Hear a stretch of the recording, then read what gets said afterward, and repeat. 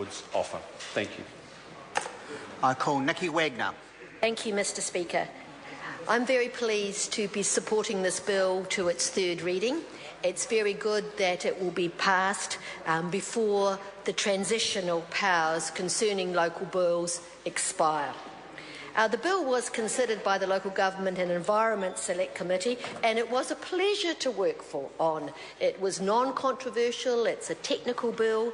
There was only one submission, and that was from the Auckland Council, which supported the bill.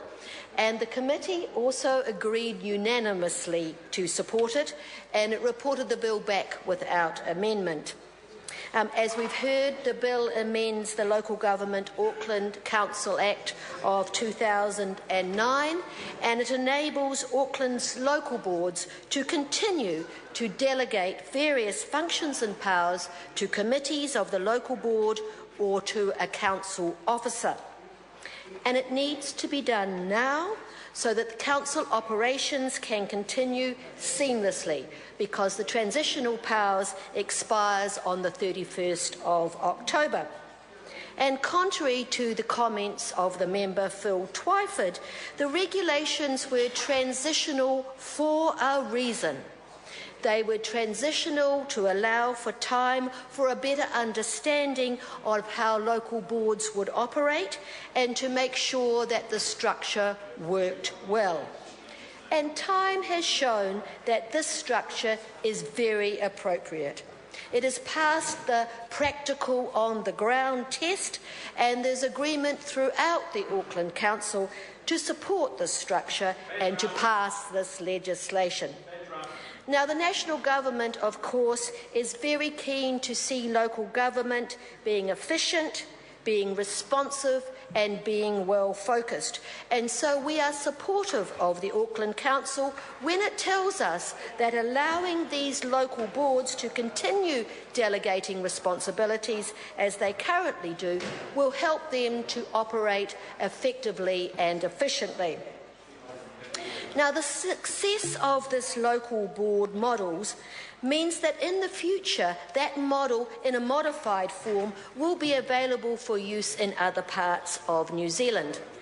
Last year in the Local Government Act, we allowed for the Auckland two-tier model of government to be used under certain circumstances.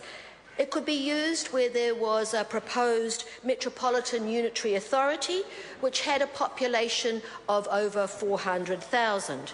It was not available for smaller populations.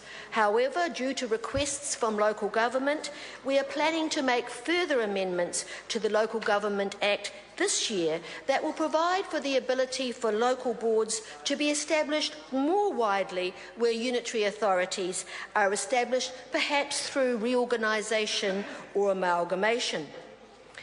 For example, an amalgamated local authority may be able to achieve economies of scale in infrastructure investment and operation, and perhaps be better able to access specialist expertise and resources.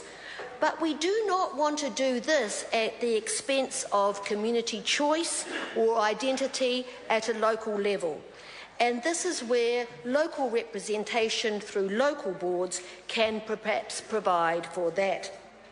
It will be up to the Local Government Commission, in consultation with communities undertaking any kind of reorganisation, to determine whether the establishment of local boards will work in their community, can be justified and is desirable. The model is working well in Auckland, and it could be another very useful tool for more effective local government elsewhere across the country. So I support this bill to the House. I'm going to call Carol Beaumont. Oh, thank you very much, Mr. Speaker. And yes, you did. And I was hoping that the other speaker would